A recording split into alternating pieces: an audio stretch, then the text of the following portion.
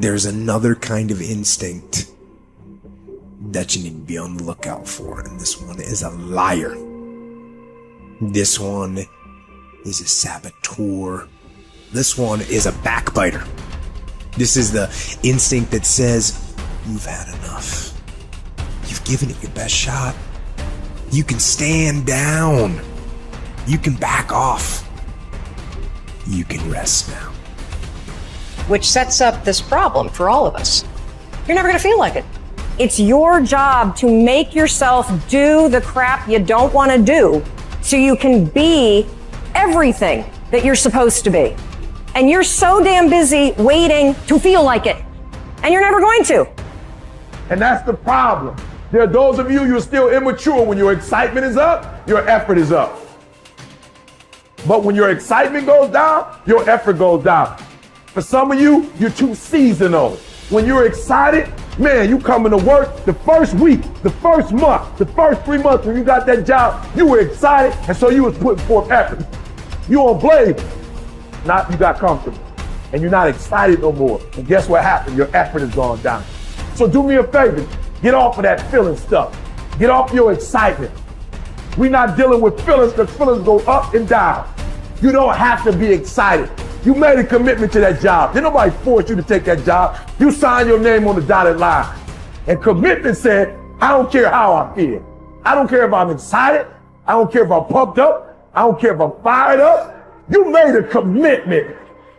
Now it's time to put up. Lazy people do a little work and think they should be winning, but winners work as hard as possible and still worry if they're being lazy. So if you're a winner, you ain't comfortable. Every day I get up and give everything I got to everything I'm a part of simply because this is who I am. Like the only thing I need every day of my life is 86,400 seconds. That's it. Like I don't need some reward. Like the only thing I need is breath in my body and I'm flat out going, get it. A person with passion always stands out. The world is so full of average that once you have passion and a sense of energy in your life, it distinguishes you. When you're passionate about something, it isn't reasonable, but you do it anyway.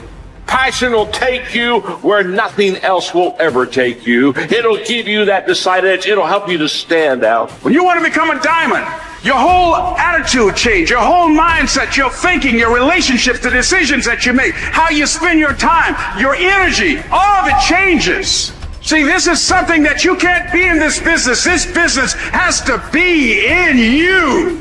You take advantage of this opportunity. You let everything else go. You eat different. You study different. You practice different. You don't belong at the bottom, and it's time for you to get your butt from down there. It's time for you to stop being comfortable at the bottom. Get your butt up and get to where you're supposed to be. You are a royal priesthood. Get where you belong. Do what you're supposed to do. Live like you're supposed to live.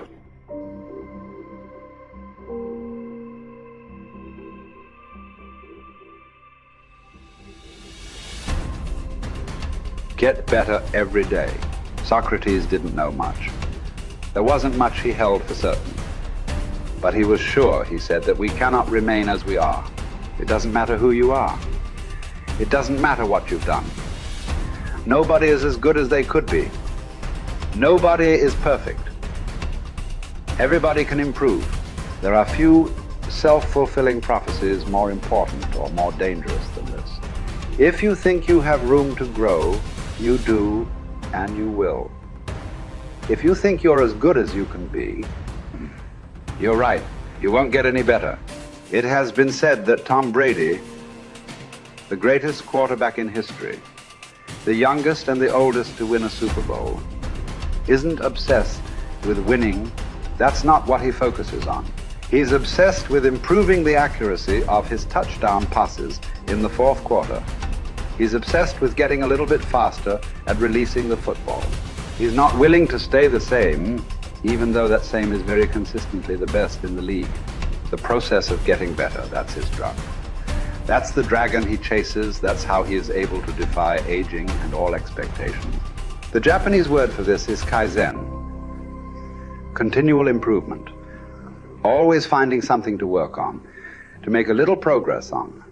Never being satisfied, always looking to grow. Revolution, transformation, That's what amateurs chase. The pros are after evolution. If the first step is just showing up, committing to doing something each day, then the next step is finding something to focus on getting better at each day. And in this, where cumulative improvement meets compounding returns, we can harness one of the most powerful forces on earth. Think about it. Most people don't even show up. Of the people who do, most don't really push themselves. So to show up and be disciplined about daily improvement. You are the rarest of the rare, and if improvement sounds difficult, how about just making fewer mistakes? This is what Gehrig's manager said about him. The secret to Gehrig's incredible trajectory as an athlete wasn't just his commitment. It was that he never made the same mistake twice. The guy who began his career blowing at least one play per inning improved to one mistake per game, to one per week, to one per month. To err is human. But to err each day is to become closer to the divine. We not only hold ourselves to a standard, but we ratchet the standard up as we go. Just as with weight training, what we're lifting should be steadily increasing with each subsequent workout. Our unwillingness to be satisfied with our performance, to be done with our progress, is what keeps us from plateauing. It drives us forward. Is it a little discouraging that we never seem to arrive? That our standards rise just out of reach of our abilities? Absolutely not. We move the goalposts so the game doesn't get boring, and more important, so it never ends. Ultimately, this brings us more pleasure and more satisfaction. We reach heights we'd never have been able to see otherwise. Do you want to be rotting or ripening? Are you getting better? Because if you're not, then you're probably getting worse. Anyone, whether they're a professional athlete or a house cleaner, can get better at their job. You can get better at being a person, a citizen, a son or a daughter. You can get better at how you think, how you focus, what you think about. Just as one person delights in improving his farm and another his horse, Epictetus would say, riffing as it happens on Socrates, so I delight in attending to my improvement day by day. He said this as a man who clawed his way out of slavery. He said this from exile. He said this as one of the wisest men in the ancient world. And still, he was focused on how he could get better every day, in every way. One can imagine that for Epictetus, this discipline would have been extremely helpful in those dark times, because it gave him something to focus on, something only he controlled, not his master, not society, not his station in life. But this discipline is also helpful in the good times too, preventing one from getting too cocky or complacent. It doesn't matter what the scoreboard says, or the bank balance, or the sales figures, or the headlines. You know whether you're getting better or worse, whether you're making progress day to day. And if you are, wonderful. If you know there is room for improvement, also wonderful. Either way, your marching orders are the same. Come what may, success or failure, fame or misfortune. A focus on progress lets us look ourselves in the mirror with pride and ignore all the commotion in the background. It's the journey of a lifetime. In fact, that's the way to think about all of this. How much progress could you make if you made just a little each day over the course of an entire life? What might this journey look like? Where might it lead if each bit of progress you made presented both the opportunity and the obligation to make a little more progress, and you seized those opportunities, you lived up to those obligations each and every time? Will you choose to take this journey? Will you continue on, even when you've reached further than you ever thought you could go? Or will you stop there? Are you going to keep practicing? Or have you decided that this is good enough? That you're good enough? Will you remain as you are? Or become what you're capable of? Because once you stop getting better, there's only one direction to go. Do the best you can. The Emperor says in Marguerite Yourcenar's beautiful novel Memoirs of Hadrian, do it over again. Then still improve, even if ever so slightly, those retouches. It's a beautiful irony. You're never content with your progress, and yet you're always content. Because you're making progress. What does it mean to live an infinite life? Clearly, our lives are finite. We're born, we die, we come, we go. But life is infinite. The game of life will continue with us or without us.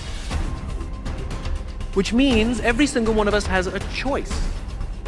We don't get to choose the nature of the game. Life is infinite. We don't even get to choose if we want to play in the game or not. Once you're born, you're in it. We get one choice.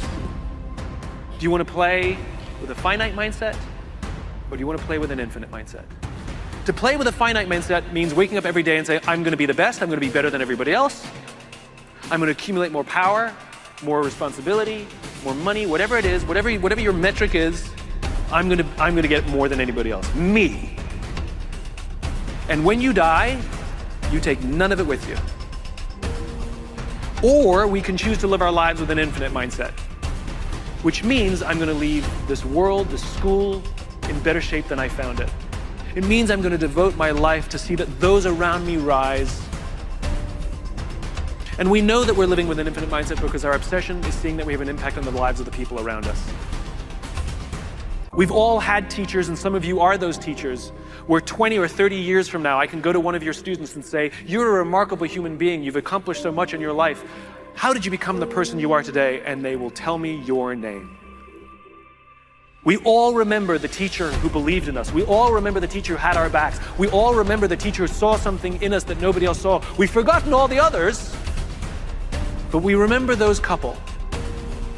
And that's what it means to live with an infinite mindset. It means we divert ourselves to that mindset for everyone in our lives. That other teachers will say that about us. Other principals will say that about us. Other students will say that about us. Our friends will say that about us. I am who I am today because of you, and I will commit to live the same life that you taught me how to live. And you will literally live on beyond your own lifestyle, your own lifetime.